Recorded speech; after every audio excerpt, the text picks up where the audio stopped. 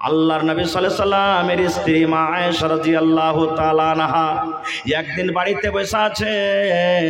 দয়ার নবী চলে গেছেন তাবলীগের কাজে। কোন কাজে নবীজি চলে গেছেন বাড়িতে নাই। নবীজি যখন বাড়িতে ঢুকছেন দেখছেন নিজের বিবি আয়েশা কাঁদছে, চোখ দিয়ে ঝরঝর ঝরঝর করে পানি ঝরছে। এবার নবীজি যখন বাড়িতে ঢুকলেন, বাড়িতে ঢোকা পর নবীজি নিজের স্ত্রীকে জিজ্ঞাসা করছেন, মা ইউবকি কি আয়েশা, আয়েশা কি তোমাকে কান্দালো? কেন তুমি কান্দো? তোমার চোখে কেন পানি দেখি?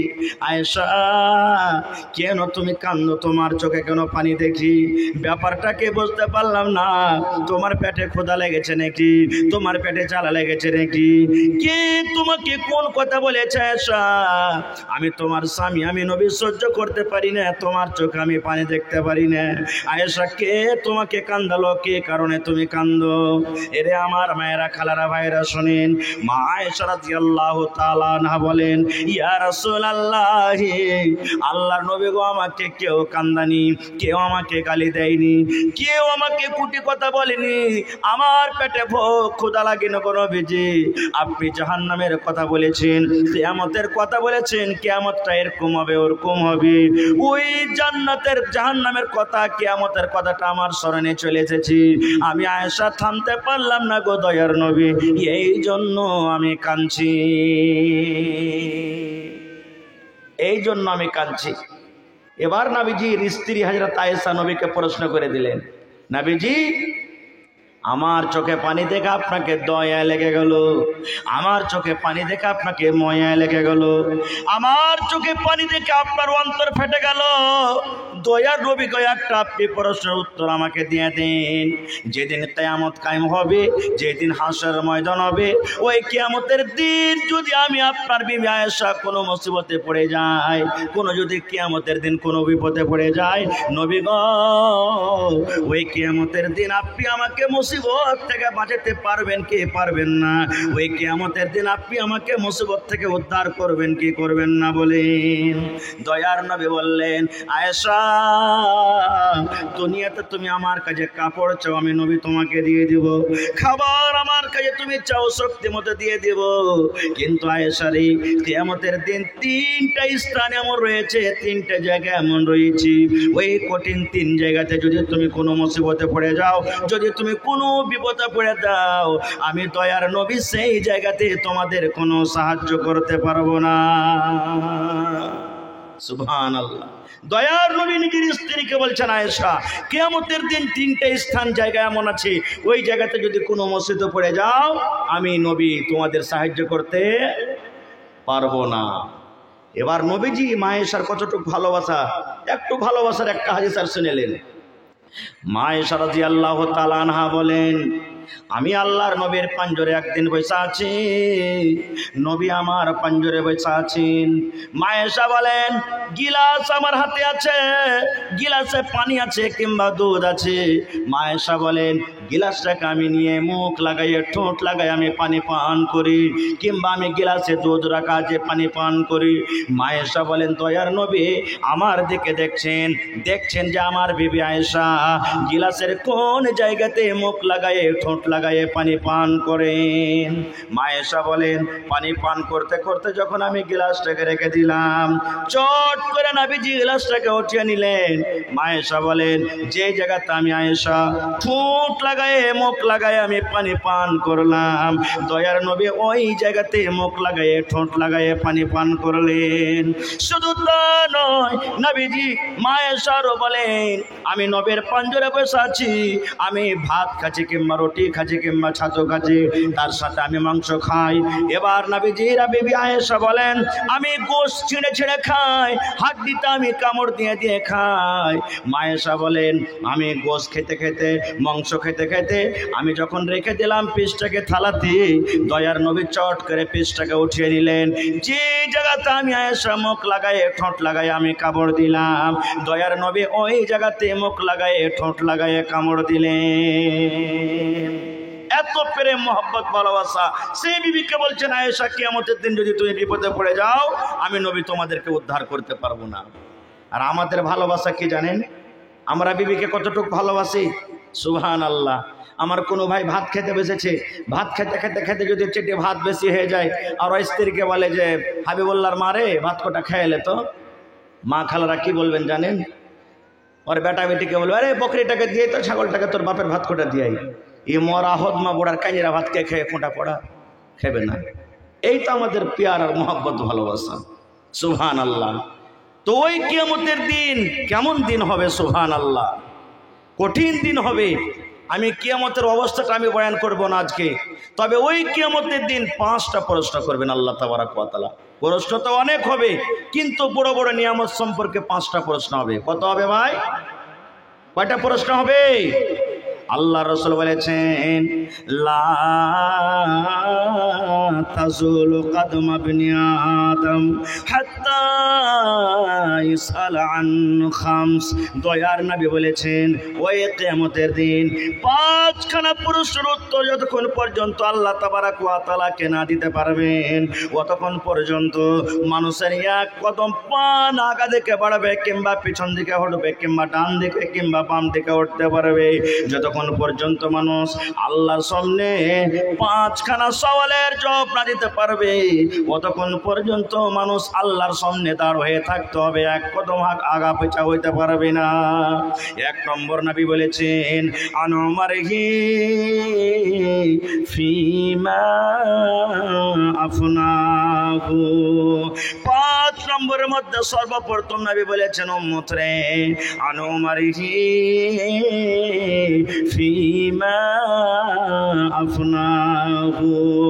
1 নম্বর প্রশ্ন আল্লাহ করবেন, বান্দারে, এরে আবেদা জাহেরা, এরে হালিমা, আব্দুল্লাহ, আব্দুর রহমান, আব্দুল সাত্তার, শুনে নাও, আমি আল্লাহ তাবারক ওয়া তাআলা 50 বছর তোমাকে জীবন দিয়েছি, 60 বছর দিয়েছি, 80 বছর দিয়েছি, 100 বছর তোমাকে জীবন দিয়েছি। বান্দারে, এই গোটা বয়স, গোটা জীবনটার তুমি আমাকে হিসাবটা দিয়ে দাও। এই জীবন, এই বয়সটা তুমি কোন কাজে লাগিয়েছো? আল্লাহ 1 নম্বর প্রশ্ন করবেন, বান্দারে, এই যে তোমাকে 80 বছর, 90 বছর, 50 বছর, 60 বছর জীবন দিয়েছি বান্দা, এই বয়সটার তুমি হিসাব আমাকে দাও। এই বয়সের টাইমটা তুমি কোন কাজে লাগিয়েছো? সুবহানাল্লাহ। আজকে কয় তারিখ হলো ভাই? জোরে বলে। গোটা জীবনের বয়স ছেড়ে দেন রে বন্ধু। আপনি যদি আমাকে বলেন, আপনাকে যদি আমি বলি, ভাই হ্যাঁ না না, এই এপ্রিল মাসের আজকে 25 তারিখ হলো, 1 তারিখ থেকে নিয়ে আজকে 25 তারিখ পর্যন্ত কি খেলেন, কি করলেন, কাকে মারলেন, কত নামাজ ছাড়লেন, কত গুনাহ করলেন, কত রোজা ছাড়লেন, এই মাত্র 25 দিনের হিসাবটা দিয়ে দাও। বন্ধু আমার, আপনার ক্ষমতা নাই যে 25 দিনের হিসাবটা আপনি আমাকে দিবেন, আমি আপনাকে দিতে পারি। আরে মুসলমান, 25 দিনের যদি হিসাব না দিতে পারি, হিসাব না টানতে পারি রে মুসলমান, তবে আল্লাহ রাব্বুল আলামিন যেদিন কিয়ামতের দিন বলবে, বান্দারে নিজের জীবনের হিসাবটা দিয়ে দাও, বলেন সেই দিন নিজের জীবনের হিসাবটা কেমন করে দিব? পারবো? ৭০ বছরকার হিসাব দিতে আল্লাহকে পারবো? জোরে বলেন, পারবো যে ভাই? পারবো না। তাহলে 5টার মধ্যে একটাতে ফেল হয়ে গেলাম। 2 নম্বরে আল্লাহ তাবারক ওয়া তাআলা বলবেন, বান্দারে, 2 নম্বরে বান্দা, তুমি নিজের জীবনের হিসাব তুমি দিতে পারলে না রে বান্দা। আন শাবাবিহি ফিমা আবলাহু। আল্লাহ 2 নম্বরে বলবেন, বান্দারে, তুমি নিজের জীবনের হিসাব দিতে পারলে না রে বান্দা, তাহলে এক কাজ করো রে বান্দা, আমি আল্লাহ রাব্বুল আলামিন তোমাকে জওয়ানি দিয়েছিলাম, যৌবন কাল দিয়েছিলাম, এই যৌবন কালের হিসাবটা তুমি আমাকে দিয়ে দাও। এই দিকে 15 বছর থেকে নিয়ে 50 বছরকার মধ্যখানে মানুষের যৌবন কাল থাকে, 40-50 বছরকার মধ্যখানে যৌবন কাল থাকে। আল্লাহ বলবেন, বান্দারে, এই যৌবন কালের তুমি হিসাবটা আমাকে দিয়ে দাও। আজকে আমাদের যৌবন কাল কাটছে কিসে? আমরা এটাই কথা বলছি, যায় মাওলানারা ওয়াজ করেন, নসিহত করেন, কত রকম হেদায়েত করেন, আমরা বলি আচ্ছা মাওলানা আপনারা বলেন, বুড়াবো তখন করব, এই কথাটাই আমরা বলি। কিন্তু না ভাই, এই জওয়ানি কালের, যৌবন কালের ইবাদত আল্লাহর কাছে বেশি পিয়ারা, ভালো, উত্তম। আল্লাহ তাবারক ওয়া তাআলা এই যৌবন কালের হিসাব নেবে, এটাও তো আমরা পারবো না খুব। তিন নম্বর আল্লাহ তাবারাক ওয়া তাআলা, আমি শর্টে বলছি, জিজ্ঞাসা করবেন, বান্দারে তোমাকে আমি মাল দিয়েছিলাম রে বান্দা, তুমি বাড়ির মালিক ছিলে, তুমি জমির মালিক ছিলে, স্কর্পিওর মালিক ছিলে, মোটর সাইকেলের মালিক ছিলে, তোমার কাছে 5 লক্ষ 7 লক্ষ 10 লক্ষ টাকার মালিক ছিলে রে বান্দা, তুমি 8 বিঘা 10 বিঘা 15 বিঘা 50 বিঘার জমির মালিক ছিলে। আল্লাহ বলবেন, বান্দারে এই জমিনটা তুমি কিভাবে তুমি করেছিলে রে বান্দা, কেমন করে তুমি মাল জড়ো করেছিল, কেমন করে তুমি মাল সঞ্চয় করেছিল, বান্দারে কেমন ভাবে তুমি আমদানি করেছিলে, কেমন করে তুমি মালটা জোগাড় করেছিলে, হালাল তারিকাটা তুমি জোগাড় করেছো কিংবা হারাম রাস্তাতে তুমি জোগাড় করেছো। আল্লাহ বলবেন, বান্দারে এই তুমি 10 বিঘা 15 বিঘা জমির মালিক ছিলে রে বান্দা, একটু হিসাব দিয়ে দাও, হিসাব দিয়ে দাও, এই মালটা তুমি কেমন করে জড়ো করেছিলে। 3 নম্বর হয়ে গেল। 4 নম্বরে আল্লাহ তাবারক ওয়া তাআলা বলবেন, বান্দারে মাল তোমাকে আমি দিয়েছিলাম রে বান্দা, মাল পাওয়ার পর এই মালটা তুমি কেমন করে কোন জায়গাতে তুমি খরচ করেছো রে বান্দা, কেমন করে তুমি খরচ করেছো, মালের হিসাবটা দিয়ে দাও। 4 নম্বরে আল্লাহ খরচের জিজ্ঞাসা করবেন, বান্দা এই মালটা তুমি কোন জায়গাতে খরচ করেছো। আজকে আমরা কেমন ভাবে মাল খরচ করছি আজকে জানতে পারছি।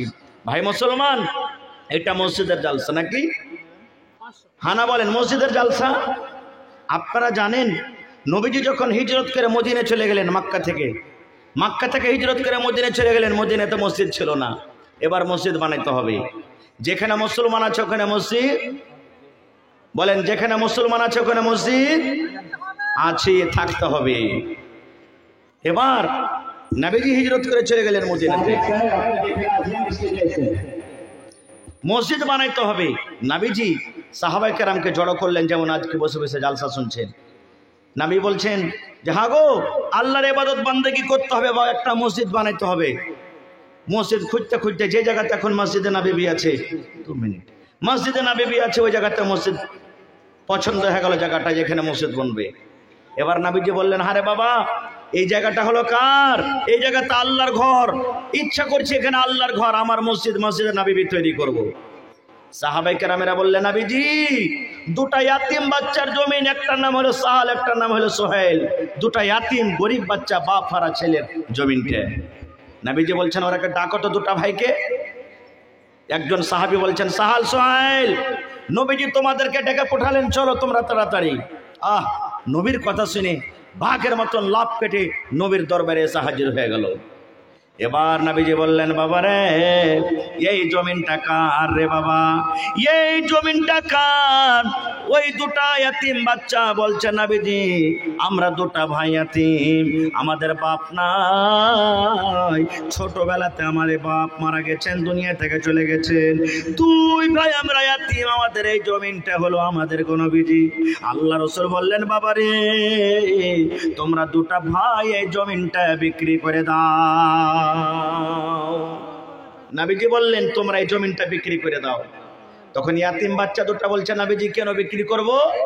ওরে সুবহানাল্লাহ, দয়ার নবী বললেন, বাবা রে এই জায়গাতে আল্লাহর ঘর বনবে, এই জায়গাতে আল্লাহর ইবাদতখানা বনবে, এই জায়গাতে মসজিদ তৈরি হবে, এই জন্য তোমরা জমিনটা বিক্রি করে দাও। ইয়াতিম বাচ্চা 2টার ঈমান দেখেন, বলছেন, নবী গো মসজিদ বিক্রি করব না গো নবীজি, জমিন বিক্রি করব না, আপনি মসজিদ তৈরি করবেন, আল্লাহর ঘর বনবে গো নবীজি। আমরা 2টা ইয়াতিম বাচ্চা, ইয়াতিম ভাই, আল্লাহর ঘরের জন্য আমরা ওয়াকফ করে দিলাম, দান করে দিলাম, দান করে দিলাম, আপনি মসজিদ বানান, আপনার কাছে আমরা জমিনটা বিক্রি করব না। দয়ার নবী বললেন, বাবারে না, তোমাদের দান লাও হবে না, তোমরা বিক্রি করে দাও, বিক্রি করে দাও, তোমাদের দান লাও হবে না, তোমরা জমিনটা বিক্রি করে দাও। ইয়াতিম বাচ্চা 2টার চোখ দিয়ে পানি ঝরতে লাগলো, বলছে, নবীজি ইয়াতিম বলে আপনি হাকারত করছেন নাকি? আমাদের বাপ নাই বলে আপনি হাকারত করছেন গো নবীজি, বাপ নাই বলে আপনি গরিব মনে করে আমাদের দান নেবেন না। নবীজি আমরা টাকা নেব না, আপনারা দুই ভাই দান করে দিলাম। দয়ার নবী বললেন, বাবা রে, তোমরা দুটা ভাই এতিম, তোমরা দুটা ভাই গরিব, এই জন্য তোমাদের দান নেব না, এরকম কোনো কথা নয় রে বাবা। আজকে যদি তোমাদের কাছ থেকে আমি এই জমিনটা তোমরা দান করে দাও কিনা না নি, তাহলে পরেকার লোকেরা আমার পরে কলঙ্ক লাগাবে, দাগ লাগাবে। দেখো তোমাদের নবী কেমন রে, তোমাদের নবী কেমন, দুটা ইয়াতিম বাচ্চার কাছ থেকে জাবরান কেড়ে তোমাদের নবী মসজিদ তৈরি করেছে, এটা আমি নবী সহ্য করতে পারবো না। এই জন্য বাবারে, এই তোমরা জায়গাটা বিক্রি করে দাও। মসজিদ তৈরি হইতে শুরু হলো, যেমন আজকে আপনারা মসজিদ তৈরি করছেন। লেবর কে ছিলেন জানেন? দয়ার নবী। সুবহানাল্লাহ, দয়ার নবী লেবর। আজ আপনার লেবর মিস্ত্রি মসজিদে লাগে না? লাগে না? দয়ার নবী এই মোবারক হাতে পাথর তুলে, ইট তুলে, গিট্টি তুলে দুয়ে দুয়ে দিতেন। দুয়ে দুয়ে দিতেন। আর সেই মসজিদের দাম কত হয়ে গেল জানেন? আল্লাহর নবী বলে দিলেন, এরা দুনিয়ার মানুষ শুনে নাও, দুনিয়াতে যত মসজিদ আছে, যদি তোমরা 1000 ওয়াক্তের নামাজ পড়ো, আর আমার এই মসজিদে যদি এক টাইমের নামাজ পড়ো, 1000 ওয়াক্তের নামাজ পড়ে জানে কি হবে? আমি আল্লাহ তাবারক ওয়া তাআলা 1 ওয়াক্ত নামাজ পড়ে অতখানি নেকি দান করব। নারে তাকবীর। ভাই আমার, তাহলে আজকে কে সাহাল সোহেল হবেন? সাহাল সোহেল মসজিদের জন্য জমিনকে কুরবানি করতে তৈরি হয়ে গেছিলেন, কুরবানি করেছেন। আজকে সাহাল সোহেল কে হবেন? কোন আল্লাহর বান্দা আছেন? একটা লোক দেখি 100 সেফটি বালুর দাম, একটা লোককে দেখবো 100 সেফটি গিট্টির দাম, একটা লোককে দেখবো 1000 টাকা 1000 ইটের দাম, একটা লোককে দেখবো। কোন আল্লাহর বান্দা আছেন এই মজলিসের মধ্যে 50 বোরা 50 বেগ আমি সিমেন্ট চেয়েছি? 1 বোরা করে 2 বোরা করে দেন তো 50টা লোক লাগবে। ইচ্ছা করলে একটা লোকই 50 বোরা দিতে পারবেন সিমেন্ট।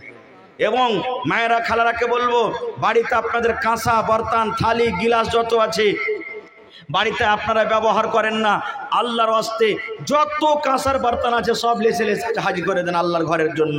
নেকি পাবেন গা মা, খালাকে নেকি পাবেন। পুরাতন নতুন যা কাঁসার বর্তন আছে আজকে দান করে দেন। দেখি কোন আমার মা আছেন, দেখি কোন খালা আছেন, 30 জন মা খালাকে দেখবো 1 বোরা করে সিমেন্টের দাম। এবং দেখি 10টা আমার মা খালারাকে বোনেরাকে দেখবো, কে নাকের দিতে পারবেন, কে কানের দিতে পারবেন, কে হার দিতে পারবেন, কে আংটি দিতে পারবেন। সুবহানাল্লাহ। এই মাসেরই 11 তারিখে আমি সুপলে জালসা করতে গেছিলাম। সুবহানাল্লাহ। ওখানে 3টা আমার ভাই হাত থেকে ঘড়ি খুলে খুলে, মোটামুটি একটা ঘড়ির দাম 2500 থেকে 3000 টাকা। টাকা তো দিলেন, হাত থেকে ঘড়ি খুলে খুলে সব দিয়ে দিয়েছেন। সুবহানাল্লাহ। এত তারা দান করেছেন। দেখি আমার ভাইদের মধ্যে 100 সেফটি বালু, 100 সেফটি গিট্টি, 1000 ইটের দাম। দেখি কোন আল্লাহর বান্দা আছেন। এবং 50 বোরা সিমেন্ট চেয়েছি। দেখি কোন আল্লাহর বান্দা আছেন। আইসেন ভাই, একটু তাড়াতাড়ি করে, লেট না করে, আল্লাহর ঘরের জন্য। আল্লাহ দেখছেন। আল্লাহ তাবারক ওয়া তাআলা ফেরেশতাকে বলছেন, ফেরেশতারে দেখো আমার বান্দারাকে, দেখো এই সঙ্গলপুর গ্রামের আমার বান্দা বান্দিরাকে নরম গরম বিছানাকে ত্যাগ করে আমার ঘর বানার জন্য তারা পাগল হয়ে আছে, পাগলের মতন রাত জেগে জেগে বসে আছে। আর কিভাবে তারা মন খুলে খুলে দান করছে। ভাই আমার, আল্লাহ রাসূল বলেছেন যে আল্লাহর ঘর বানাবে, আল্লাহ তাবারক ওয়া তাআলা তার জন্য জান্নাতের ভিতরে ঘর বানাবে। যে আল্লাহর ঘরে মদত করবেন, যে আল্লাহর ঘরে সাহায্য করবেন, আল্লাহ তাবারক ওয়া তাআলা তার জন্য জান্নাতের ভিতরে একখানটা ঘর বানাবেন। তো দেখি আজকে সর্বপ্রথম 1 টেলার বালুর দাম দিতে পারবেন কেউ? আছেন কোন আল্লাহর বান্দা? মাশাআল্লাহ। মা খালারকে চাদর থেকে কোটা? আচ্ছা, মা খালা আপনাকে পিন্ডালে চাদর নিয়ে দিচ্ছে। আমার ভাইয়েরা, আপনারা 10, 20, 100, 50 নাকের কানের যা পারবেন মন খুলে খুলে দান করেন। কিন্তু আমি 30টা মা খালার কাছে আমি আবদার করেছি 1 বোরা করে সিমেন্ট। যদি কোনো মা খালা টাকা না এনে থাকেন, লিখিয়ে দেন, স্টেজে এসে পরে আপনি দিয়ে দিবেন।